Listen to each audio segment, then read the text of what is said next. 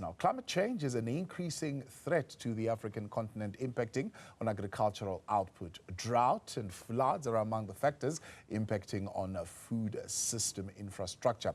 AgriTech is the fusion of agriculture and technological innovation with the purpose of increasing agricultural yield efficiency and profitability. Venture lead at the AgriMall, Mophethe Moletsane, joins us now to talk a little bit more on that. Dr. Moletsane, good to have you, and thank you very much for your time. When I read AgriTech, I think precision farming in my head. That's the first thing that immediately comes. What are we talking about when we talk AgriTech? Yeah, I mean, AgriTech is a number of things. I mean, satellite, of course, at this point is the leading value-added services for most of the farmers, just from weather predictions, plant health, the amount of ground you can cover with satellite imagery. So, I mean, AgriTech, you cover all the way from, IoT hardware, but also on the digital side of things, which is where AgriMall comes in, really. Yeah, and where are you targeting this? I mean, every time we speak of high-tech precision farming and the likes in this particular field, they normally don't associate it particularly with small-scale farmers or emerging, if you like. But where's your offering targeted?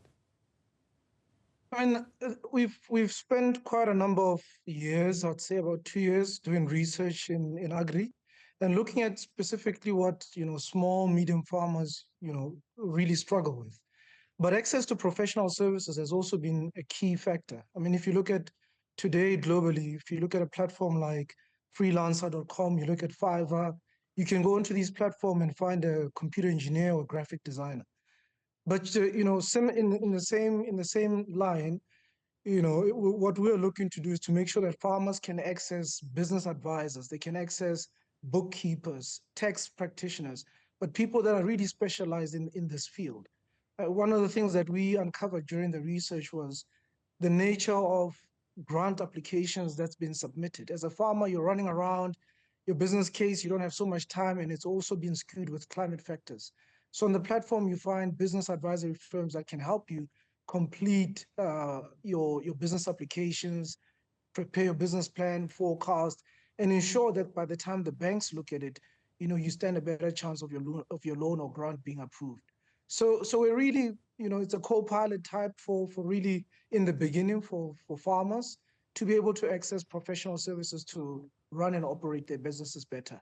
In the medium term, we'll launch a marketplace where farmers can then come and list their produce. But we thought to start in firstly helping them really make sure that the businesses are operating well, they're tax registered, business plans are up to date, and they have bookkeepers, credible bookkeepers that can help them on a month-to-month basis. I'm glad you emphasized that, because with all the various interventions that government would have introduced around the farming, one of the key issues was record keeping, especially when you go to the land bank where you want to take advantage of the grants and so on and so forth. Part of the issue that was a hurdle for small-scale farmers was the fact that they are not really great at record keeping, and they try to simplify that whole process to assist them to say, it's as intimidating as it is, it's actually a simple thing of what you bring in, what goes out, just keep record of that, and that's good enough for you to take to the bank, and somebody can put that together for you. How does this now jump into that particular space?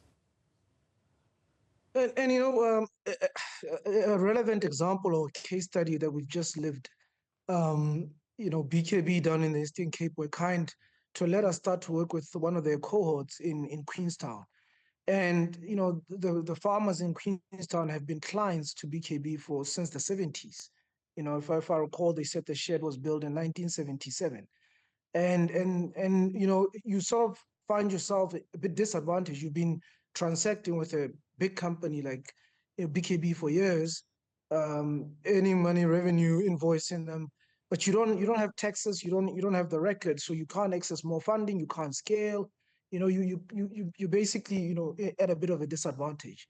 Now on the platform, we've tried to make sure that we have credible service providers in those fields. People like S&G Grant Thornton are also on the platform, where a farmer can come on board and state to say, hey, I farm this and I'm currently looking for this service. And that service could be, a bookkeeper, it could be a tax practitioner, It could be a business advisor or somebody to help them with a business plan. And we've tried to make sure, because, tech in those regions, why farmers also struggle to really run their business as well, is because if you're in the city like you and I, well, I'm home in Tabanchu today, but if I'm in the city back in Johannesburg, when I throw a stone, I hit 20 accountants. If I'm a farmer, I throw a stone, I hit an animal still on my farm, So it's trying to make sure that farmers can access professional services, through tech today and through their phones. We've made AgriMall also accessible via a WhatsApp bot to try and make sure that for signal purposes, device compatibility purposes, people can still access the professionals that are on the platform. So talk about that democratization of access, right? It's easier on the phone. I believe you can even use it on platforms such as WhatsApp. You can get a mobile app for it. Is a cost a barrier to this? How cost effective is it for a farmer to use this? The platform is free to create a profile, sign up. We've got market data information, Johannesburg vegetable market, Cape Town vegetable market. The people there were kind to make sure that we can access the daily prices from the market. So we publish daily prices. So that information is available for free. We've also have a chat forum / Reddit, where we've entered into agreements with Northwest University, players like, agri associations like Red RDMIS, Red Meat Industry Services. So all those people, National Animal Health Forum, those people are currently on the platform. And a farmer can post a question on the platform today, and they'll get a response from people, credible, qualified people in the sector. Where there's a fee involved is, of course, when you reach out to the professionals on the platform. As I mentioned, SNG Grant Thornton is on the platform. When you reach out to them and you request a quote to say, hey, I need somebody to help me with my payroll, I need somebody to help me with my, taxes and the likes, then they will give you a quote. You get an opportunity to send, your request to a few people. You select a number of service providers and they come back with quotes. You then review the quotes. There's a chat feature on the platform where you can chat back and forth with those service providers to ensure that you get the right, quote. And then when you accept the quote, of course, that's when the fees come in based on what the service providers would have charged you. So it's a great platform for you to ask questions, get market data, and by the time you start to get to a point where you're paying or looking to access a professional service, you would have made an informed decision because you would have received multiple quotes from different vetted service providers.